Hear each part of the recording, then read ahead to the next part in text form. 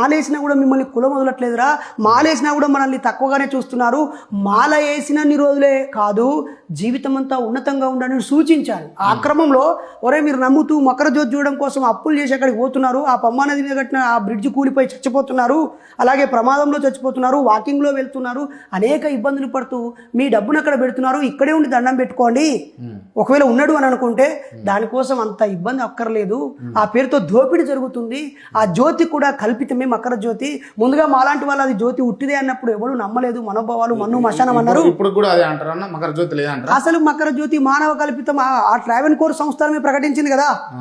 కేరళ ప్రభుత్వంలో ఒక పిటిషన్ పడింది, ఈ జ్యోతిని చూడడానికి తండోపతండాలుగా వచ్చే క్రమంలో నీరు కలుషితం అవుతుంది, ఈ అడవి కలుషితం అవుతుంది, రోగాలు వైరస్ వస్తున్నాయి, అలాగే ఆ ఒత్తిడిలో అది చూడాలని తొక్కిసలాట్లో జనాలు చచ్చిపోతున్నారు అని చెప్పి ఒక కేసు పడితే ఇది నిజమా కాదా అని పరిశోధిస్తూ ఉన్నప్పుడు ఔత్సాహికులు ఆడికి వెళ్ళి సాహసంతో అక్కడ కృత్రిమంగా మకర జ్యోతిని ఒక కుండలో ఆరతి కర్పూరం పోసి నిప్పు వెలిగించి కింద నుంచి ఒక లేజర్ సిగ్నల్ రాగానే అక్కడున్న ఒక టీము దాన్ని ఇలా తిప్పుతూ ఒక నల్లని గొంగడిని దానికి అడ్డం పెట్టి తీసి అలా 2-3 సార్లు అనగానే అక్కడికి వెళ్ళిన మన ప్రజలు, అందులో నాన్న నా తమ్ముడు ఉంటాడు, వాళ్ళందరూ ఆ జ్యోతి నాకు దర్శనం అయింది, ప్రత్యక్షంగా రాత్రి నాకు ప్రత్యక్షంగా దేవుడు కనిపించాడని వెళ్ళారు. నిజానికి మీ ఇలాంటి ఛానళ్ళు లైవ్గా కూడా చూపిస్తూ ఉన్నాయి.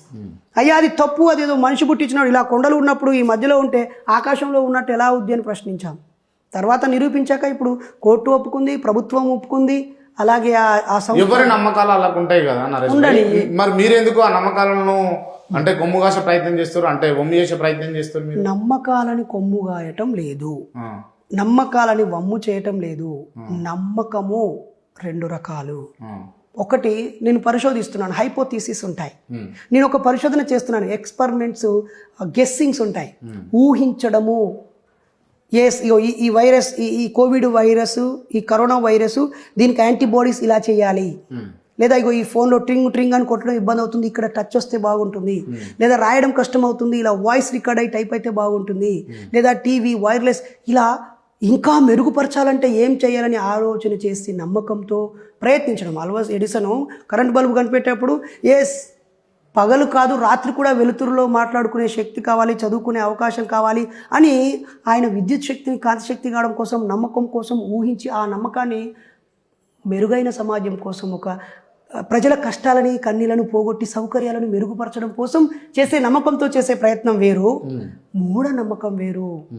పాతదాన్ని ప్రశ్నించకుండా గుడ్డిగా నమ్మడం, ఒక వర్గం పని చేయకుండా ఉట్టిగా తినడం, ఇక వీడు పుట్టుకతోనే గొప్ప కులం, వీడు తక్కువ కులం, వీడు ఈ పని చేయాలి, వీడు ఈ పని చేయాలి, వీడు ఈ పని చేయాలి, వీడికి ఆస్తి ఉండొద్దు, వీడు చదువుకోకూడదు, వీడికి హక్కు ఉండకూడదు, ఇదే శాస్త్రం, ఇదే మతం, ఇదే దేవుడు ఇట్నే చెప్పిండు కాబట్టి దేవుడే అని ఆధారపడే స్వభావం ఇక్కడ, ఆలోచించే స్వభావం ఇక్కడ, మార్పు లేని స్వభావం ఇక్కడ, ప్రశ్నిస్తూ మార్చుకోవడానికి సిద్ధంగా ఉండడం ఇక్కడ. నేను ఇప్పుడు ఉదాహరణకి మాట్లాడిన మాటల్లో పొరపాటు ఉంటే ఎవరైనా నిరూపిస్తే మార్చుకోవడానికి సిద్ధంగా ఉన్నాను. ఒకవేళ మార్చుకున్నా మార్చుకోకున్నా నా వల్ల ఎవరైనా అయ్యప్ప స్వాములు కానీ, భారత నాస్తిక సమాజం సభ్యులు, నాయకులు కానీ అసౌకర్యానికి గురైనా, బాధపడ్డా మనసారా నన్ను క్షమించండి అనడానికి నేను సిద్ధంగా ఉంటా. ఎందుకంటే నేను మనిషిని గౌరవిస్తా. నేను దేవుడికి క్షమాపణ చెప్పట్లేదు, నేను దేవుడి కోసం బతకట్లేదు, దేవుడికి భయపడట్లేదు. I'm not fear about God, I'm fear about indiscipline believers.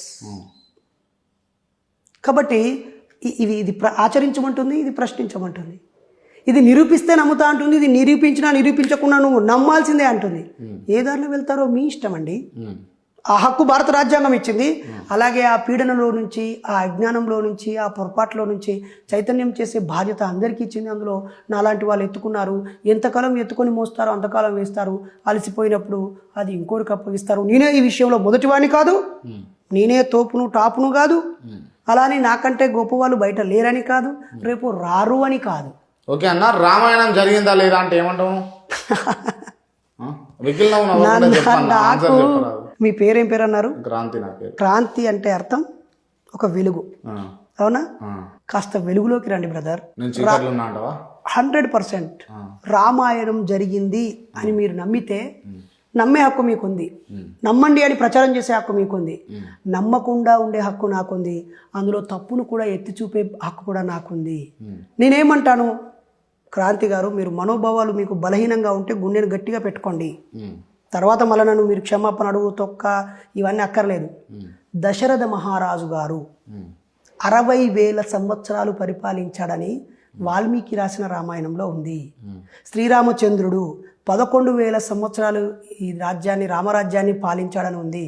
మొత్తం కలిపితే ఎంత అండి క్రాంతి గారు? 60,000 11,000 ఎంత? 71. అంటే 71,000 సంవత్సరాలు తండ్రి కొడుకులు పాలించారు. మరి భారతదేశ చరిత్ర రాసుకునేటప్పుడు క్రీస్తు పూర్వం 5వ శతాబ్దంలో బుద్ధుడు పుట్టాడు. 3,000 సంవత్సరాల క్రితం మొసపోటోనియా నాగరికత, హోయాంగ్ హో నాగరికత, లేకపోతే గ్రీస్ నాగరికత, ఈజిప్ట్ నాగరికత అని అంతా కొడితే 5,000 చరిత్ర లేదు. మరి 60,000 సంవత్సరాలు దశరథ మహారాజు గారు ఎలా పాలించారు? 11,000 సంవత్సరాలు శ్రీరామచంద్ర ప్రభువు ఎలా పరిపాలించాడు? మన భారతదేశానికి చరిత్ర రాసుకునేప్పుడు అకార్డింగ్ టు రామాయణం 71,000 సంవత్సరాల క్రితమే ఈ దేశంలో రాజులు, రాజరికాలు, గుర్రాలు, ఆ బంగారు ఆభరణాలు, బాణాలు, విల్లంబులు, పుష్పక విమానాలు ఇవన్నీ ఉన్నాయని ఎందుకు చరిత్రలో రాయలేకపోయారు? ఇది నేను ఒక ప్రశ్న మాత్రమే. దయచేసి దీనిలో మళ్ళీ రామాయణాన్ని రాముణ్ణి కించపరిచిన అనకండి. ఎప్పుడు లోహయుగం ఎప్పుడు వచ్చింది? ఆధునిక నవీన శిలాయుగం ఎప్పుడు వచ్చింది? శిలాయుగం ఎప్పుడు వచ్చింది? హోమోసోఫియన్స్ ఏంటి? నియాండర్తలు ఏంటి? రామాపిథికస్ ఏంటి? హోమోసోఫియోసోఫియన్స్ ఏంటి? ఇప్పుడున్న ఏరా ఏంటి? అకార్డింగ్ టు ఇండియన్ హిస్టరీ కానీ, వరల్డ్ హిస్టరీ కానీ, జీవ పరిణామం కానీ, మానవ పరిణామం కానీ ఒక్కసారి కామన్ సెన్స్ అప్లై చేయండి సార్. మీలాంటి వారు, మీ చేతిలో మైక్ ఉంది, మీ సోదరుడి చేతిలో కెమెరా ఉంది. జ్ఞానం ఏడుంది? ప్రశ్నకు స్థానం ఏడుంది? జ్ఞానం కేవలం బైరి నరేష్ లాంటి వాళ్ళ దగ్గరనే ఉందా? అది తప్పు.